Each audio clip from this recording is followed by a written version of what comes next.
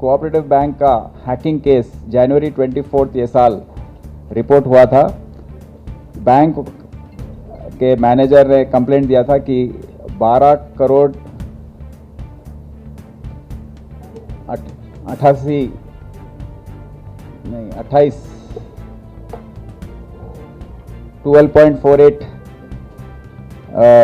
करोड़ का उसमें हैकिंग हुआ है, साइफन ऑफ हो गया है।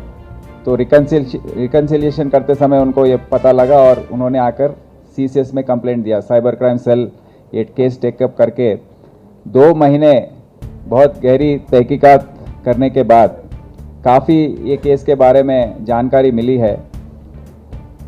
तो इसमें ब्रीफली संक्षिप्त में मैं कहना चाहता हूँ कि हैकर जो है वो कौन से देश में बैठा है हमको नहीं मालूम अभी भी। यूके हो सकता है या नाइजीरिया में कहीं हो सकता है मोस्ट प्रोबेबली। तो उसने नवंबर के महीने में 200 फिशिंग मेल्स महेश बैंक के एम्प्लॉयज़ को भेजा था। 200 एम्प्लॉय को 200 मेल भेजा उसने, और उसमें 2 एम्प्लॉय वो जो फिशिंग मेल्स हैं उसको क्लिक किया। उन्होंने उनके बिजनेस के संबंधित विषय में मेल आया था तो उसने क्लिक किया। क्लिक करने पर उसका जो मेल है हैकर है वो उनके सिस्टम से कनेक्ट हो गया, क्योंकि उसमें रिमोट एक्सेस ट्रोजन एक था, वायरस का नाम है, वो ट्रोजन था, उसकी वजह से कनेक्शन हो गया। कनेक्शन होने के बाद ये हैकर की लॉगर सॉफ्टवेयर भेजा है वो दोनों सिस्टम में। की लॉगर सॉफ्टवेयर भेजने के बाद क्या होता है कि जो भी वो 2 एम्प्लॉय काम करने वाले बैंक में टाइप करते हैं, अपना यूज़र आईडी पासवर्ड टाइप करते हैं, तो उसको पता लग जाता है। तो इसके द्वारा की लॉगर सॉफ्टवेयर के द्वारा उसने ये दोनों एम्प्लॉय का यूज़र आईडी और पासवर्ड उसने मालूम कर लिया। उसके बाद ये 2 सिस्टम्स के द्वारा वो, क्योंकि सिंगल नेटवर्क पर है, जो सुपर एडमिन कहते हैं, सुपर एडमिन जो वो होते हैं बैंक में जिनको डेटाबेस जो है उसके साथ इनका कनेक्शन होता है। उसमें एंट्री करने का और उसको एक्सेस करने का जो पासवर्ड हो या यूज़र आईडी हो इन्हीं के पास होता है।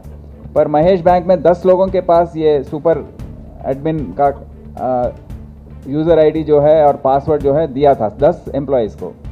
तो जब भी ये 2 एम्प्लॉय ये 10 एम्प्लॉय से संपर्क करते थे और टाइपिंग करते थे या कुछ मेल एक्सचेंज करते थे, तो पूरा इन्फॉर्मेशन वो हैकर को पहुंच रहा था। तो ऐसे जनवरी 6 से लेके जनवरी 23 तक उसने ये की लॉगर सॉफ्टवेयर के द्वारा जो सुपर एडमिन का यूज़र आईडी पासवर्ड मालूम करके उसके द्वारा मेन डेटाबेस में एंटर हो गया था। इसी समय दूसरी तरफ ये हैकर के यहाँ पर हैंडलर्स होते हैं दिल्ली से में ज़्यादातर, बैंगलोर हैदराबाद में भी हैं, ज़्यादातर ये नाइजीरियंस हैं। ये हैंडलर्स क्या किए हैं कि नवंबर के महीने में ही जो 7 लोगों के द्वारा महेश बैंक में अकाउंट्स ओपन करवाए हैं। ये इनके नाम हमें बताया, शहनाज बेगम, नवीन कुमार, विनोद कुमार राठी, संपत कुमार।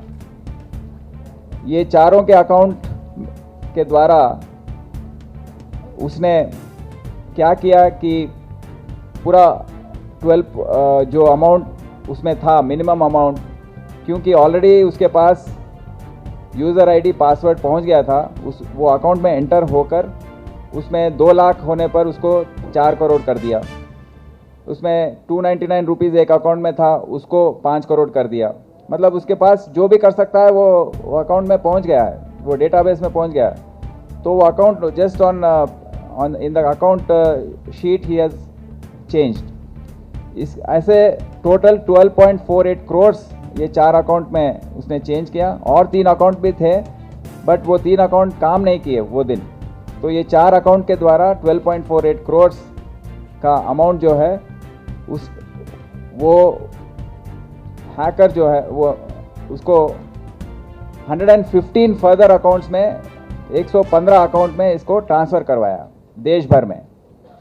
और ये 115 अकाउंट होल्डर्स काफ़ी लोग हैं, दिल्ली में है, कलकत्ता में है, नॉर्थ ईस्ट में है, बेंगलोर में है, हैदराबाद में है। इनका क्या है कि जो भी अकाउंट खोलता है 10% कमीशन उनको दिया जाता है ये पूरा खेल में। तो वो 115 अकाउंट से इसने विड्रॉ किया, एटीएम के द्वारा जो कैश था वो विड्रॉ हो गया। और ये 115 अकाउंट्स के बाद और 398 अकाउंट्स और खोले गए, देश भर में कोने कोने में ये अकाउंट्स खोले गए। वहाँ पर भी जाके एटीएम्स के द्वारा कैश विड्रॉ किया गया। और इसका पूरा जो इन्वेस्टिगेशन है, जो तहकीकात है, 2 महीने से काफ़ी हमारे ऑफिसर का 100 ऑफिसर, मतलब कांस्टेबल से लेके जॉइंट सीपी तक, ये 2 महीने बहुत मेहनत किए हैं, देश भर में घूमे हैं। क्योंकि हम एक फैसला लिया था कि हम ये केस में हैकर को कैसे भी पकड़ना है, क्योंकि ये डेंजर जो है बहुत ज़्यादा है। इसके द्वारा अभी आने वाले दिनों में काफ़ी बैंक हैक हो सकते हैं। और अभी तक हमारे राष्ट्र में हम देखे हैं, तेलंगाना स्टेट कोऑपरेटिव बैंक का हैक हुआ था जुलाई में, 2 करोड़ रुपए आसपास उसमें हैक हो गए थे। अभी ये केस हुआ है, मुंबई में 2 केस रिपोर्ट हुए हैं, डीएनएस बैंक और दूसरा एक कोऑपरेटिव बैंक में। तो आने वाले दिनों में ये बढ़ने वाला है। और महेश जो भी बैंक है, ये केस में देखा गया है कि महेश बैंक का मैनेजमेंट साइबर सिक्योरिटी का जो पॉलिसी है रिजर्व बैंक ऑफ इंडिया का, क्योंकि पब्लिक का पैसा है और जब पब्लिक के पैसे से आप बैंक बिजनेस चला रहे हैं, उसमें प्रॉफिट्स कमा रहे हैं, तो आप गनीमत आपकी जिम्मेदारी बनती है कि मिनिमम साइबर सिक्योरिटी मेजर्स लें। बट आपने सिंगल नेटवर्क पर चलाया, पूरे एम्प्लॉयज़ को इंटरनेट दे दिया, हेडक्वार्टर बैंक से लेके पूरे ब्रांचेस तक एक ही नेटवर्क पर आपने कनेक्शन दे दिया, आपने फायरवॉल्स नहीं लगाया, आपने इंट्रूजन प्रिवेंशन डिवाइसेस नहीं लगाया, इंट्रूजन डिटेक्शन सिस्टम्स नहीं लगाए। तो ये सब गलतियां बहुत होने पर ये हैकिंग हुआ है। तो उनको भी हम ये केस में हम डालेंगे और उनको हम एग्जामिन करेंगे क्यों ऐसे हुआ है। और एक सॉफ्टवेयर डेवलपर है इंट्रासॉफ्ट, जो मुंबई बेस्ड है, तो उन पर भी हमारा शक है क्योंकि कोऑपरेट नहीं किए हैं अब तक। तो उनको भी हम अब आने वाले दिनों में इसका क्योंकि ये लंबा चलने वाला है और हैकर जो है वो दूसरे देश में है, हम इंटरपोल अप्रोच होंगे। इंटरपोल के द्वारा ये जो आईपी एड्रेसेस हैं वो दूसरे देश में आ रहे हैं और प्रॉक्सी आईपी एड्रेसेस हैं। तो इनका एक्चुअल आईपी एड्रेस क्या है, कौन है ये आदमी, ये मालूम करने के लिए इंटरपोल की सहायता मदद हम लेंगे। Thank you.